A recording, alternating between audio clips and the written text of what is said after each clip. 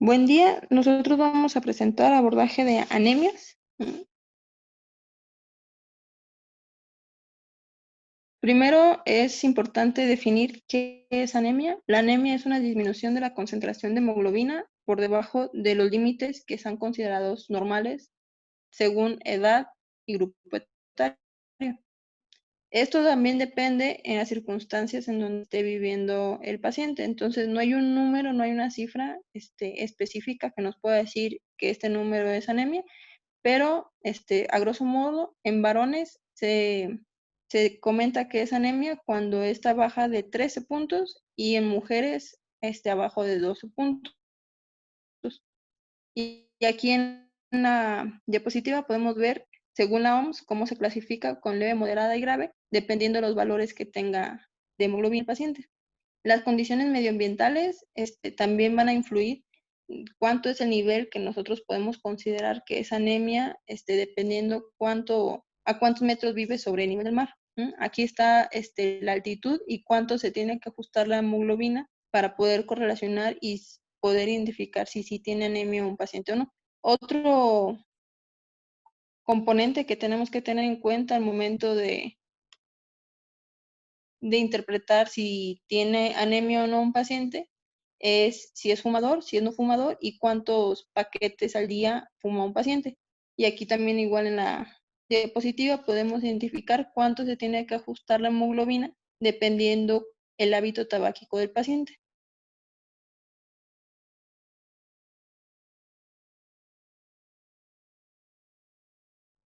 Entrando a la sintomatología, nosotros podemos definir que un paciente que tiene anemia puede estar cursando con síndrome anémico. El síndrome anémico lo podemos dividir en agudo o crónico. Esto de agudo y crónico también nos puede ayudar a identificar la etiología de la anemia. De las manifestaciones generales del síndrome anémico, astenia, anemia o de grandes esfuerzos. Si tiene palidez tegumentaria, también de manera visual podemos identificar si tiene alguna dermatosis que nos oriente al tipo de anemia que tiene el paciente. Si tiene manifestaciones neurológicas, también es de ayuda para el diagnóstico diferencial. Si tiene alguna alteración gastrointestinal como anorexia, náusea, vómito, diarrea y trastornos menstruales. En anamnesis y en la exploración física es importante hacerla de manera detallada para identificar puntos pivote que nos van a ayudar para hacer un diagnóstico diferencial. En los estudios iniciales que tenemos que tener para poder llegar a un diagnóstico de la anemia es primero con un hemograma, con la serie roja y con los diferentes componentes vamos a poder identificar, ahorita les enseño el algoritmo diagnóstico para poder llegar al diagnóstico. Entonces, lo primero que tenemos que hacer cuando tenemos un paciente con anemia es identificar si esta anemia es regenerativa o arregenerativa. Entonces necesitamos pedirle reticulocitos y posteriormente hacer el índice reticulocitario, que es corregir los reticulocitos que nos está mostrando en el hemograma con el hematocrito que tiene el paciente. Aquí les dejo la fórmula. Y ya dependiendo de cuánto tiene de índice reticulocitario, lo vamos a dividir en anemias regenerativas y arregenerativas. Aquí en los cuadritos podemos ver que la clasificación de las arregenerativas generalmente son centrales, pueden ser alteraciones de las células hematopoyéticas, puede ser por invasión medular o puede ser por un déficit de los factores eritropoyéticos. Cuando son regenerativas, tenemos dos opciones, pueden ser por pérdidas sanguíneas o por hemólisis. Entonces, lo siguiente que tenemos que identificar es, si nos vamos a la parte de A regenerativas, el volumen corpuscular medio. Y dependiendo del volumen corpuscular medio, le podemos dar el siguiente nombre a la anemia. Puede ser una anemia arregenerativa, microcítica, normocrómica o hipercrómica. Cuando es macrocítica, tiene un volumen corpuscular medio mayor de 95 fentolitros Y bueno, estas pueden ser megaloblásticas, pueden ser por hepatopatías, pueden ser por trastornos tiroideos, síndrome mielodisplásicos o anemias aplásicas. Cuando son normocíticas, que es de 80 a 95 femtolitros, pueden ser anemias por enfermedades crónicas, anemia aplásica, anemias hemolíticas no esferocíticas y pueden ser por hemorragias agudas. Cuando son microcíticas e hipocrómicas, aquí generalmente vamos a estar hablando de ferropenia, de talasemia o sideroblásticas. Y cuando nos vamos por el componente de la concentración de hemoglobina, la podemos dividir en tres: hipercrómica, normocrómica o hipocrómica. Entonces, regresando a nuestro algoritmo diagnóstico, si tenemos una anemia regenerativa, que es un índice reticulocitario menor de 1.5, alguna literatura también la maneja entre 2 y 3, y dependiendo por el volumen corpuscular medio, identificamos que es una hipocrómica, pues tendríamos que hacer, o el siguiente paso es un perfil de hierro. El perfil de hierro nos va a poder identificar si es una anemia por deficiencia de hierro. Si esta está normal, el siguiente diferencial podría ser talasemias, y dependiendo el tiempo de evolución, algunas anemias de enfermedad crónica pueden ser, tener un componente de ferropenia, pero al final, por las características que tiene el perfil de hierro, nos va a orientar una anemia por enfermedad crónica. Y cuando esta es mayor de 95, tenemos que descartar causas de macrocitosis, y dentro de estas causas de macrocitosis está la anemia megaloblástica, que es por deficiencia de folatos y vitamina B12. Si nos pasamos a la parte del algoritmo de que tienen índice reticulocitario mayor de 1.5, aquí ya estamos hablando de anemias regenerativas, y como habíamos visto previamente, pueden ser dos causas: pueden ser por pérdidas sanguíneas o pueden ser por hemólisis. Y esto, la principal manera para poder identificarlo es con bilirrubinas y con DHL. Si estas están elevadas, nos estarían hablando que hay una hemólisis. Y como aquí vemos en el algoritmo, cuando hay hemólisis tenemos que descartar anemia hemolítica, y el siguiente paso sería hacerlo con un CUMS. Y lo más importante aquí es identificar si esta hemólisis está siendo intravascular o extravascular, porque de aquí parten nuestros diagnósticos diferenciales. Cuando estamos hablando de anemia intravascular, nos va a orientar que la DHL está mucho más elevada que cuando es extravascular. La aptoglobina es negativa y hay hemoglobinuria, mientras que cuando las causas son extravasculares, generalmente vamos a encontrar esplenomegalia. Otro estudio importante es el frotis de sangre periférica. El frotis de sangre periférica nos ayuda para identificar de manera macroscópica las características que tiene la anemia. Podemos encontrar en el frotis esquistocitos que nos van a identificar, nos van a estar orientando para un tipo de anemia: esferocitosis, eliptocitos, dianocitos, acantocitos, trepanocitos. Y ya dependiendo de estos, es el tipo de anemia que podría tener el paciente. El perfil de hierro, como ya había comentado, nos ayuda principalmente a diferenciar en las anemias que son hipocrómicas, y las que podríamos tener un poco más de confusión sería entre la ferropénica y las de anemias crónicas, las de enfermedades crónicas. Y al final es importante tener una espiral de médula ósea o una biopsia para identificar la arquitectura y la celularidad que tienen las colonias, la proliferación y la maduración de los precursores principalmente. Entrando a las anemias regenerativas, vamos a hablar un poquito sobre la ferropénica. En la ferropénica, no todas las personas que tengan anemia ferropénica van a mostrar un perfil de hierro característico de esta anemia, ¿sí? Es importante identificar que esta anemia tiene 3 fases, y mínimo en el contexto de México, esta entra dentro de las anemias más comunes.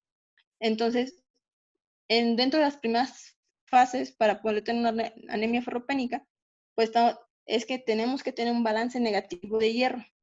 Entonces, Lo primero que se van a estar disminuyendo es la ferritina y la capacidad de fijación del hierro, ¿sí? Esta va a estar aumentada, porque como hay menos reservas, se va a tratar de compensar esas menores reservas, tratando de captar la mayor cantidad posible de hierro de las fuentes de intestino principalmente. La otra, o el siguiente paso, es una eritropoyesis con déficit de hierro, que aquí ya vamos a estar viendo alteraciones en la saturación. Podemos identificar sideroblastos en médula y podemos ya ver anemias leves. Y ya cuando es propiamente la anemia ferropénica, ya vemos el perfil completo y aquí ya de manera en el laboratorio ya podemos identificar un patrón microcítico hipocrómico, que es con los que nos vamos a orientar en el algoritmo diagnóstico, donde las causas de anemia ferropénica pueden ser tres causas. Puede ser por un aumento en la demanda del hierro, puede ser por un aumento de las pérdidas de hierro, o puede ser una disminución en la ingesta o alguna alteración para la absorción del hierro. Entonces, dentro del aumento en la demanda, puede ser por un crecimiento rápido, esto se da principalmente en la infancia y la adolescencia, en el embarazo y en pacientes que tengan tratamiento con eritropoyetina. Entonces, eso es importante en los pacientes que tienen enfermedad renal crónica, porque generalmente solamente, en algunos casos, se podría dar nada más eritropoyetina pensando que es nada más o solamente por la enfermedad renal, pero como faltan los precursores, llega un punto en que solamente el tratamiento con eritropoyetina no es suficiente y es necesario tener el suplemento con sulfato ferroso. El aumento en las pérdidas de hierro puede ser por hemorragia crónica, por eso también es importante durante el interrogatorio identificar si tiene algún tipo de gastropatía, el tipo de menstruación que tengan, si es muy abundante, si es muy corto el periodo intermenstrual, las hemorragias agudas, si ha habido donación de sangre y tratamientos o efectos secundarios de tratamiento de esplicitemia verdadera. La disminución de la ingesta en la absorción puede ser por una alimentación deficiente, que generalmente esa es la primera causa de anemia ferropénica aquí en México, mala absorción, ya sea por patología o por alguna cirugía, o inflamación ya sea aguda o crónica. Entonces, como les había comentado, en las pruebas vamos a identificar un frotis, como vemos aquí en la imagen, que vemos eritrocitos más pequeños y con menos color que los normales. La sideremia menos de 30, la tasa de concentración es mayor de 360, la saturación menos de 10%, ferritina menos de 15 y la hemoglobina es normal. Pasando a los de la anemia por inflamación, pues esto, inflamación engloba varias enfermedades, puede ser neoplásicas, pueden ser reumatoides, puede ser por infecciones. Entonces, aquí lo importante recalcar es que hay una causa externa que produce un estado proinflamatorio a nivel sistémico, principalmente está involucrada la interleucina 1 y el TNF-alfa, junto con otros mediadores como los interferones, interferón beta y interferón gamma. Estos hacen que por medio de la hepcidina no haya una adecuada absorción de hierro a nivel intestinal, ni una apropiada secreción de eritropoyetina. Entonces, como estos son los precursores de que se maduren los precursores en la médula ósea, no va a haber una maduración de estos y tampoco hay sustrato para producirlos. Entonces, por eso entra dentro de las regenerativas. Y aquí es importante identificar en las pruebas para diferenciarlo que los depósitos de hierro pueden estar normales o aumentados, que va a ser nuestra principal manera de identificarlo con una anemia ferropriva, que en la ferropénica estos depósitos van a estar disminuidos a fuerzas. En la parte de las anemias macrocíticas, pues tenemos las megaloblásticas, que principalmente son por una hematopoiesis ineficaz. Aquí las causas pueden ser por deficiencia de cobalamina, deficiencia de folatos, pueden ser por tratamientos con fármacos antifolatos, como es el metrotexato. Puede ser no tanto por una ingesta inadecuada, sino por una resistencia a los tratamientos. Puede ser en algunos casos de leucemia mieloide aguda, mielodisplasias y otros tratamientos que van a interferir en la síntesis del DNA, aciduria orótica y como respuesta a la tiamina. Entonces, una característica de esta anemia es que nefrotic, aparte de ver aumentado el tamaño de los eritrocitos, es que podemos identificar neutrófilos hipersegmentados, que es la imagen que está de este lado. Bueno, de las causas, pues tenemos las dos principales, que es la deficiencia de cobalamina y la deficiencia de folatos. En la parte de cobalamina, de las principales es por causas nutricionales en los pacientes que son vegetarianos o completamente veganos, que no tienen un aporte externo de esta vitamina, se pueden presentar, pero es después de muchos años, porque nosotros tenemos una reserva de cobalamina por varios años, entonces es más fácil que haya una deficiencia de folatos que de cobalamina por la nutrición. Absorción deficiente como anemia perniciosa, causas gástricas como agenesias congénitas o cirugías, y causas intestinales como síndrome de asa intestinal con estancamiento, resección, absorción deficiente selectiva, espure tropical o infecciones por tenia. Y en la parte de folatos, igual tenemos las deficiencias alimenticias, que son un poco más comunes, los podemos ver un poco más comunes que con la vitamina B, la absorción deficiente, y pues aquí se enumeran todas las opciones. Aquí también es importante identificar que es una causa importante durante el embarazo y la lactancia. Y bueno, de las enfermedades hematológicas, están anemia hemolíticas crónicas, drepanocytosis, talasemia mayor y mielofibrosis. Y de las neoplasias malignas está carcinoma, linfoma, leucemia y mieloma. De las anemias regenerativas, como ya les había comentado, lo principal es identificar si es intravascular o extravascular, porque ya de ahí nos vamos orientando un poco más al diagnóstico. Cuando son intravasculares, estas son dos mecanismos principales, puede ser por deficiencias enzimáticas o anormalidades en la membrana. Aquí le pongo algunos ejemplos que son congénitos. Y de las extravasculares, pueden ser tanto autoinmunes como traumáticas, infecciones o por secuestro. Y aquí también igual se enumeran unas que pueden ser adquiridas. De la anemia hemolítica, lo principal es identificar si tiene CUMS positivo, qué tipo de anticuerpos están causando la hemólisis. Pueden ser por cuerpos calientes, pueden ser por anticuerpos fríos o pueden ser anticuerpos mixtos.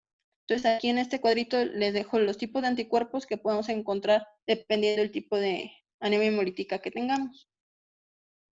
Entonces llegando al cierre de la presentación, pues el caso clínico, tenemos una femenina de 20 años de edad que hace 5 años tuvo como único antecedente hemorragia obstétrica y en aquella ocasión se le pasó un concentrado eritrocitario.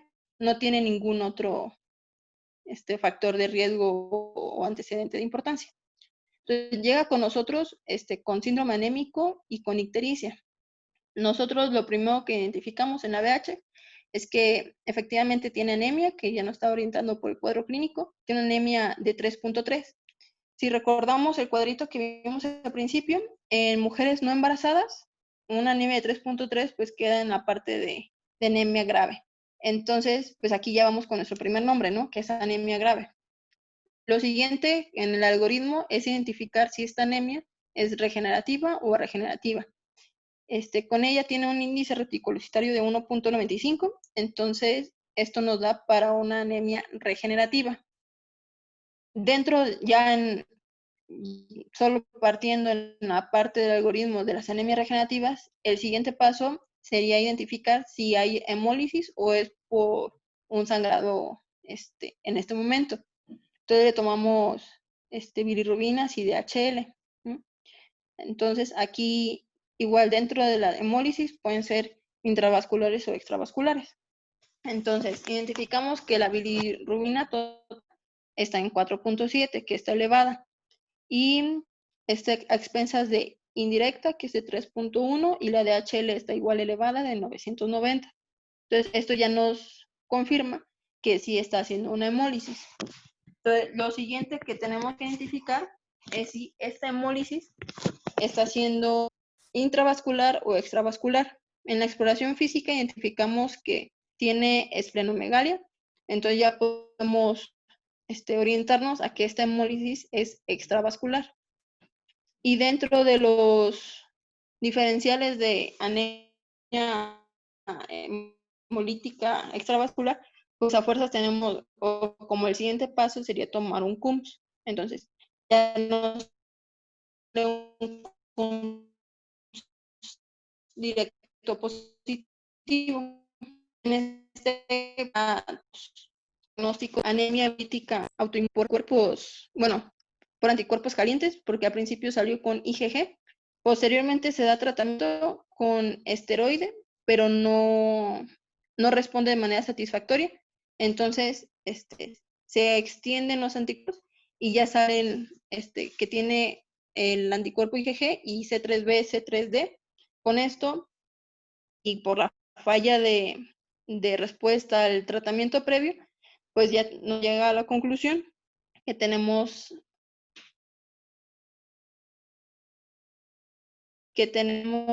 una anemia por anticuerpos mixtos. Posteriormente a ella se le da rituximab y con eso responde. Entonces confirma que sí era por anticuerpos mixtos. Entonces, la conclusión del caso es que esta paciente presentó una anemia hemolítica autoinmune por anticuerpos mixtos. Listo, gracias.